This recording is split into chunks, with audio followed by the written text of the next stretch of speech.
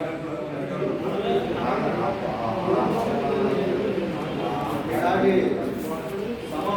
అధ్యక్షమైనటువంటి తిరుపతి రాష్ట్రానికి ముఖ్య అతిథిగా వచ్చినటువంటి దళిత హక్కుల పరిరక్షణ జిల్లా నాయకులకు ఆశీర్వాదకు రహీమన్నకు మరి అదేవిధంగా దూరణకు వేసుకున్నకు సామేదాలకు ఈ కార్యక్రమం చేసిన మీ అందరూ కూడా ఎరువుల హక్కుల పోరాటంలో సామాజిక విప్లవాన్ని జరుపుతా ఉన్నారు.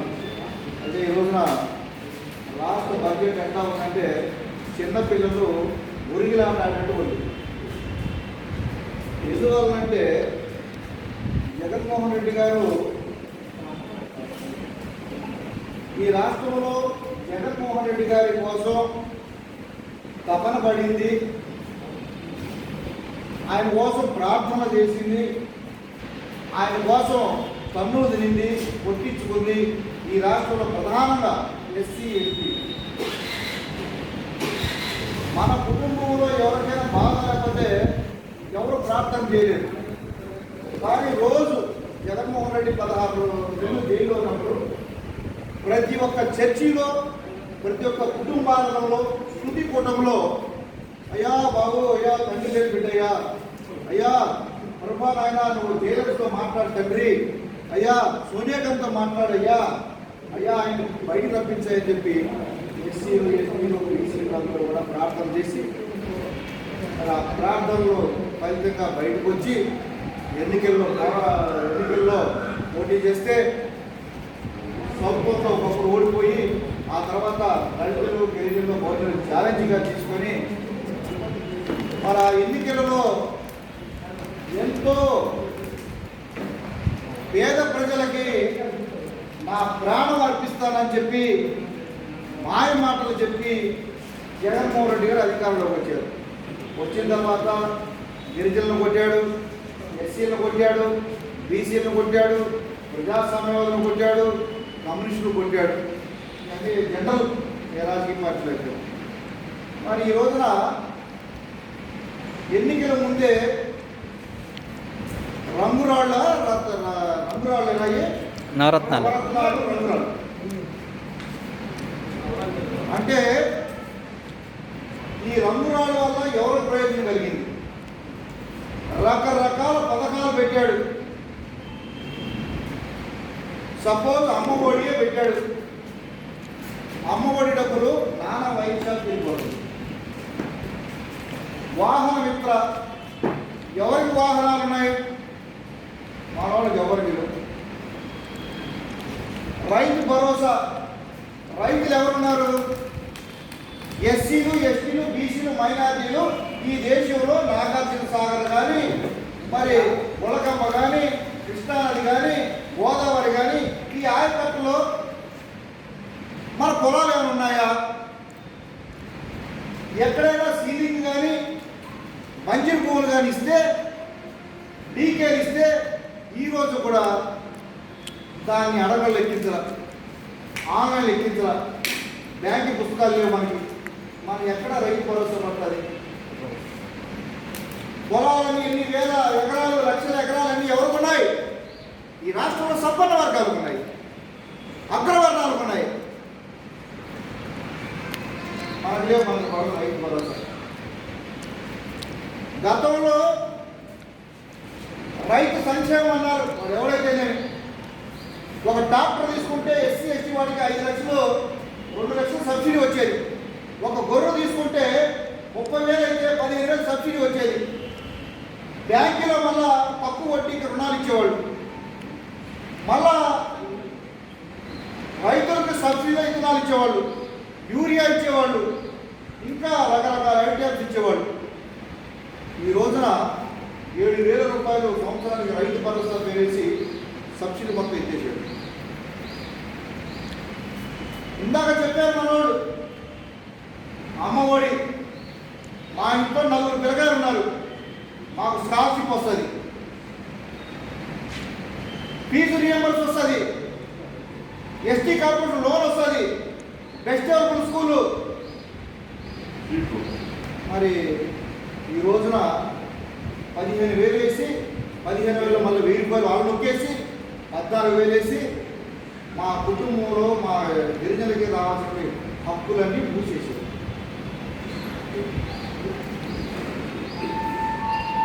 రేషన్ బియ్యం ఇంటింటికి ప్యాకింగ్ అంట.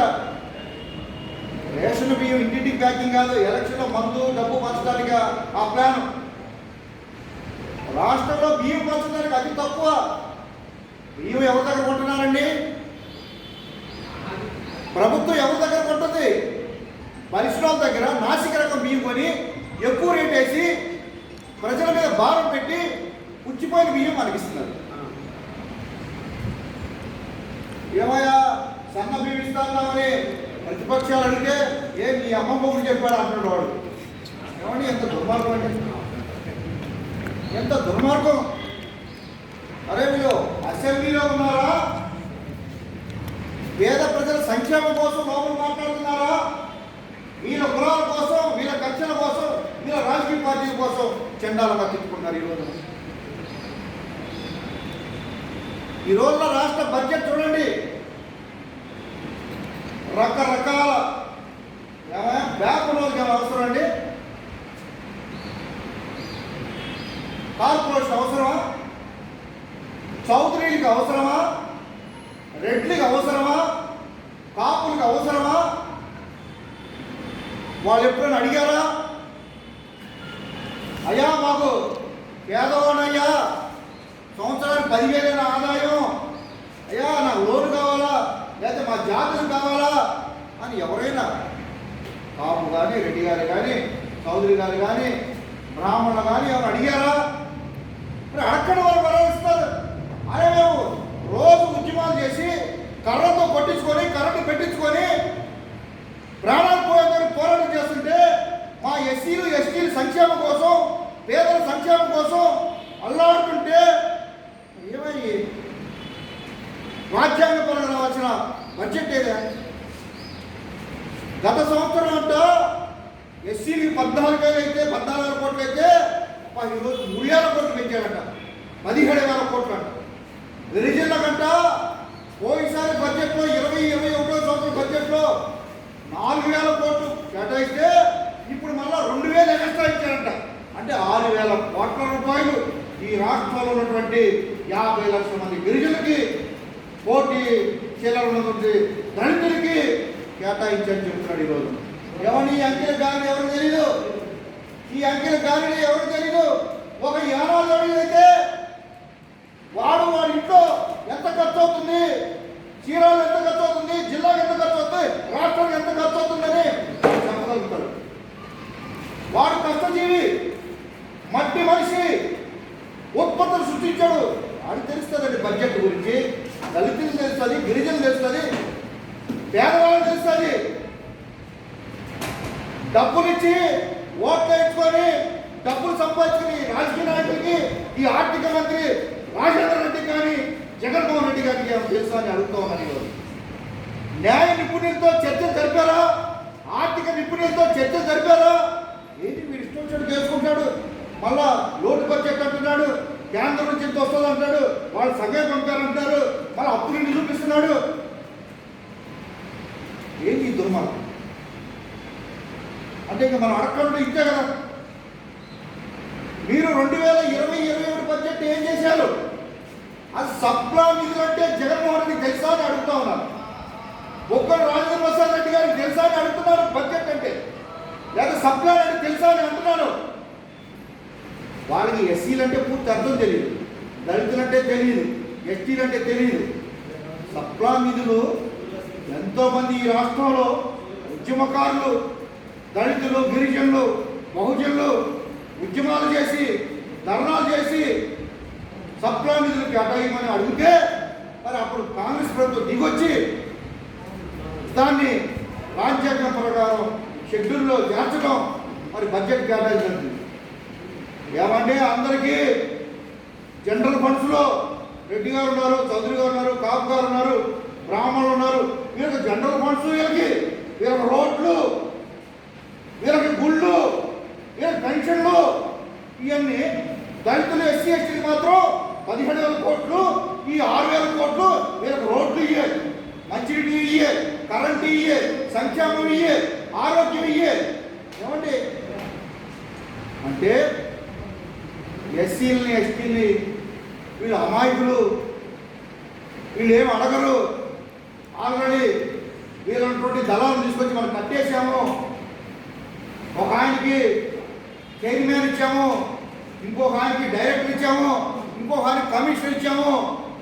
వాళ్ళకి పదవులు ఇచ్చాము కానీ పవర్ లేదు, వాళ్ళకి గన్మ్యాన్ లేదు, వాళ్ళకి సీసీ లేదు, వాళ్ళు ఓఎస్టీ ఎవరు లేరు. ఊరగా పెట్టారు, నెలకేదో జీతాలు ఇస్తున్నారు, కుర్చీలో ఫ్యాన్లో ఆఫీసులో బడ్జెట్ లేదు. జగన్మోహన్ రెడ్డి గారు అధికారంలో వచ్చిన కానించి ఇదివరకు గిరిజనులకి పొట్లాలకు ఉండేవాళ్ళకి ఇచ్చుకునేవాళ్ళు, తక్కువలకు ఇచ్చుకునేవాళ్ళు, స్కామ్ ఏజెన్సీకి ఇచ్చేవాళ్ళు, అదేవిధంగా ఎన్ఎస్ఎఫ్డిసి ఇచ్చేవాళ్ళు. ఒక ఎస్టీ కార్పొరేషన్ ఇన్ని లోన్లు ఉన్నాయి. పెళ్లిళ్ళు చేసుకుంటే డబ్బులు ఇచ్చేవాళ్ళు, ఇంటర్ క్యాష్ మ్యారేజ్ ఇచ్చేవాళ్ళు, ల్యాండ్ పర్చేస్ స్కీమ్కి ఇచ్చేవాళ్ళు. ఏది నిధులను ఏమైంది, ఈ డబ్బు అంత ఏమైంది, బడ్జెట్ అంత ఏమైంది? అంటే ఒకవేళ దళితులు గిరిజనులు ఏదైనా చేస్తే గమ్ముకుంటారు అనుకుంటారా, లేదా చెక్ చేస్తున్నాడా, లేదా ఇందులో పౌరుషం ఉందా లేదని పరీక్షిస్తున్నాడా అర్థం కాని పరిస్థితి.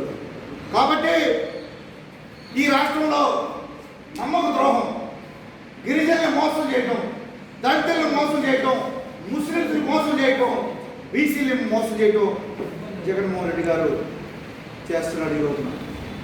ఈ రోజున మనందరం కలిస్తేనే, మన వాళ్ళందరూ కలిసి తన్నులు తింటేనే, ఓట్లు వేయిస్తేనే ఈ రోజున అధికారంలోకి వచ్చాడు. ఎంతో మందిని చూశారు మనోళ్ళు, ఎంతో మందిని వాళ్ళు చేసిన దుర్మార్గం దృష్టిలో పెట్టుకుని ఓడించిన సంగతులు ఈ రాష్ట్రంలో చాలా ఉన్నాయి.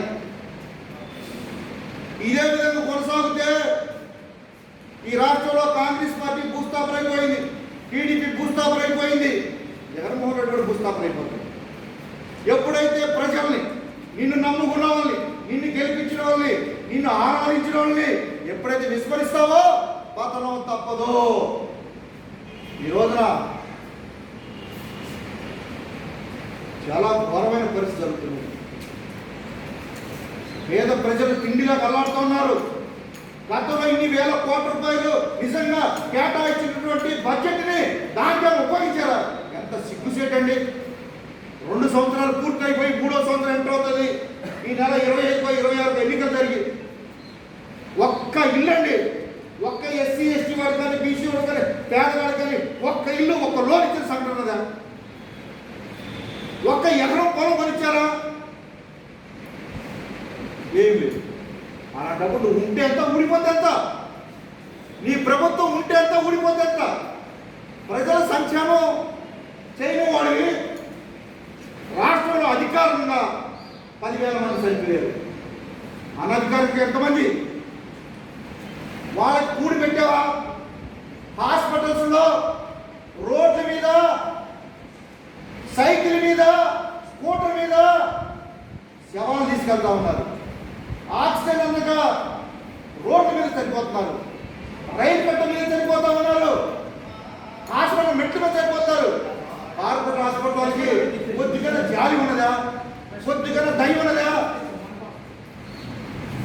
ఏదైనా జగన్మోహన్ రెడ్డి గారు ఈ రాష్ట్రంలో నా కోసం, నా ప్రభుత్వం ఏర్పడి కృషి చేశారు.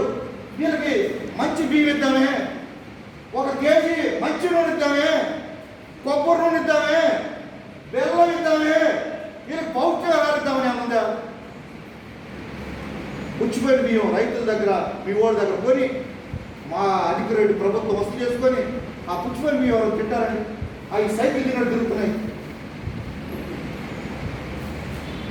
4-5 రాష్ట్రాల్లో, మనం తమిళనాడు కానీ, కేరళ కానీ, మధ్యప్రదేశ్ కానీ, ఆ రాష్ట్రాల్లో ప్రజల సంక్షేమం కోసం వేల లక్షల కోట్లు ఇస్తారు. ఇప్పుడున్న పరిస్థితుల్లో, ఇప్పుడు కోవిడ్ ఉంది కాబట్టి తక్షణమే వాళ్ళ ఆరోగ్యం గురించి, వాళ్ళ ఆహారం గురించి మాట్లాడుతున్నారు, ఇస్తున్నారు.